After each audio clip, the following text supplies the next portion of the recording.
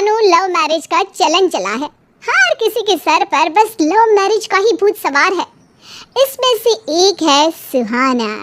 सुहाना और विकी एक दूसरे से काफ़ी प्यार करते हैं और एक दूसरे से शादी करना चाहते हैं, जिसके लिए सुहाना अपने घर वालों को मनाने की कोशिश में लगी है।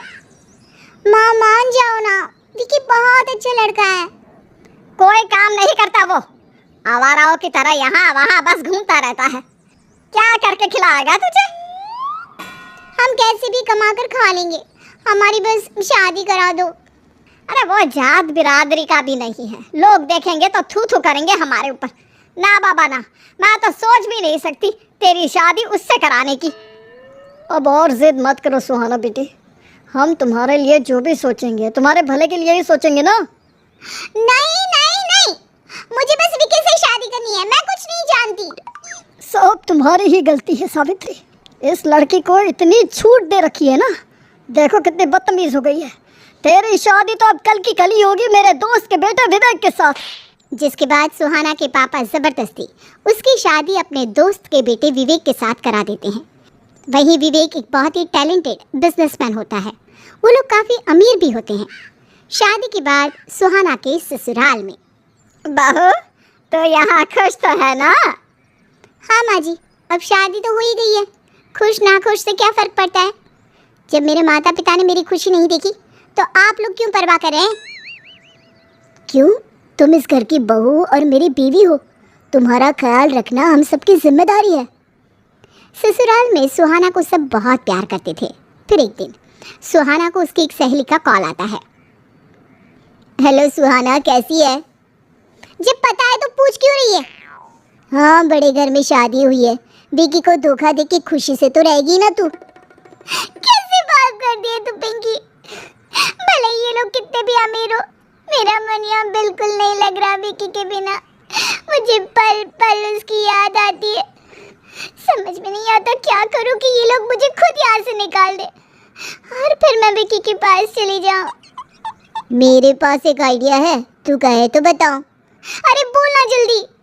देख, ससुराल कितना भी अच्छा क्यों ना हो, अगर तू उनके साथ बुरा व्यवहार करना शुरू कर देगी ना तो ज़्यादा दिन तक वो तुझे प्यार नहीं कर पाएंगे, तेरा ख्याल नहीं रख पाएंगे और बस तुझे वही करना है, बाकी तो खुद ही समझदार है।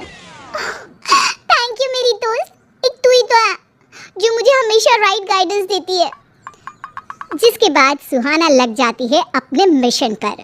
अगली सुबह। क्या बात है, आज ये इतनी देर तक सो रही है? सुहाना, क्या हुआ? उठ जाओ। क्या है, सोने दो ना, क्यों डिस्टर्ब कर रहे हो? लगता है इसका मूड अच्छा नहीं है, सोने देता हूँ। माँ, सुहाना सो रही है, देखो अगर उसे कुछ चाहिए होगा तो दे देना। मुझे लगता है उसका मूड कुछ ठीक नहीं है। ठीक है बेटा।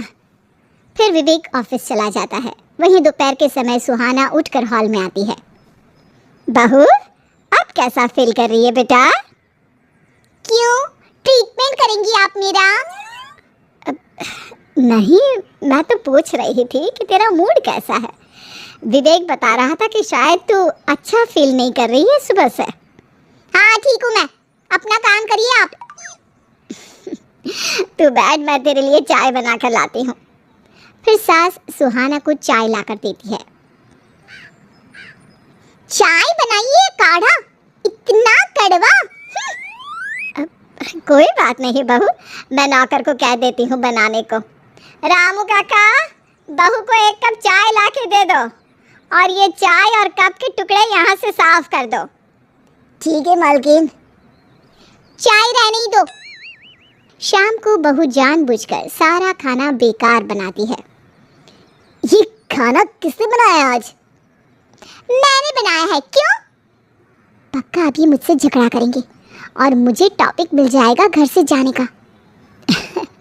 कुछ नहीं, बहुत टेस्टी है खाना। Love you my wifey. हटो, झूठा कर दिया मुझे। बहू, पक्का ये तो मुझसे लड़े बिना रह ही नहीं सकती। सास कभी अच्छी हो ही नहीं सकती, मुझे पता है। यही तो बेनिफिट है मेरे लिए कि मैं घर से चलती जा सकती हूँ। हाँ बोलो, क्या हुआ? खाना बहुत स्वादिष्ट बना है। छी यार, मैं तो एक निवाला भी नहीं खा सकती। ये लोग कैसे खा गए पूरा खाना। यक! कितने भी भले बने, मैं तो इनकी नजरों में बुरी बनकर ही रहूंगी। अगले दिन, सुनो सुहाना, कल मेरी मीटिंग है तो ये फाइल संभाल कर रखना। ठीक है।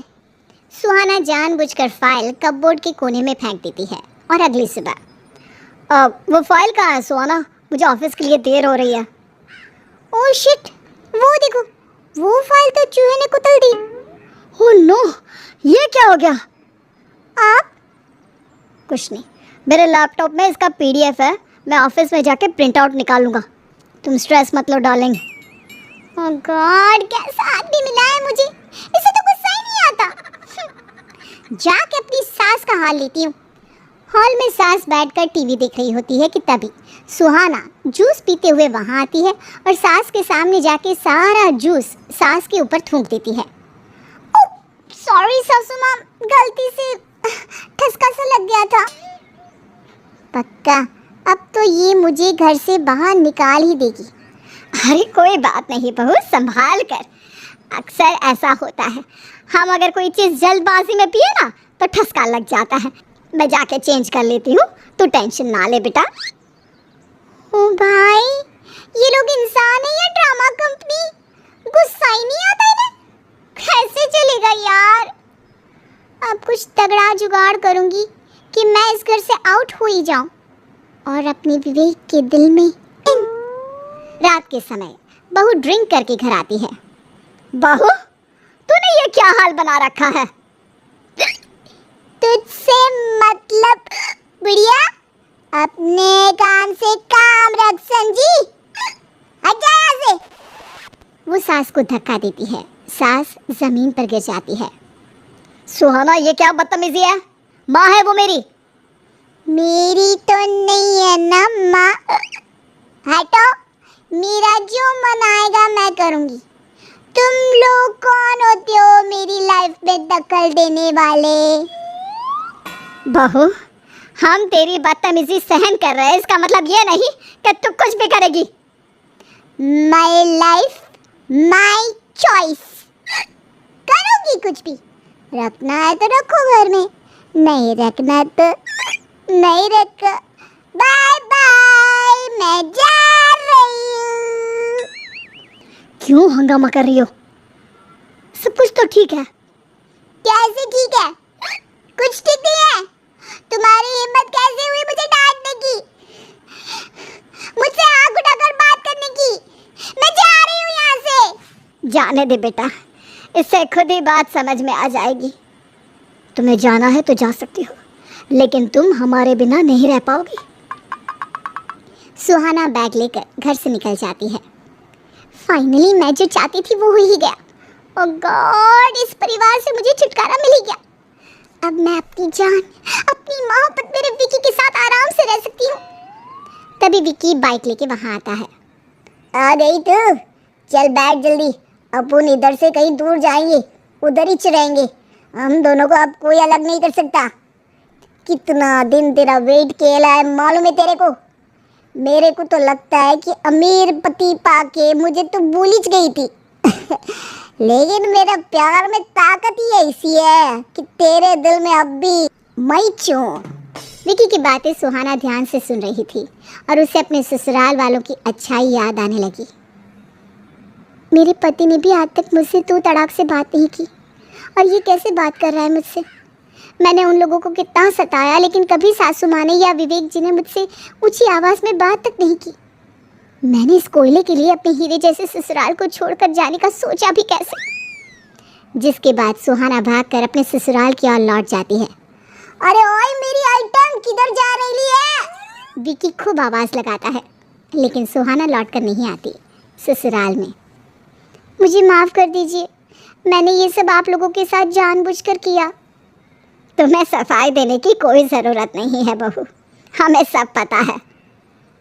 तुम जैसी भी हो अब हमारी हो। जिसके बाद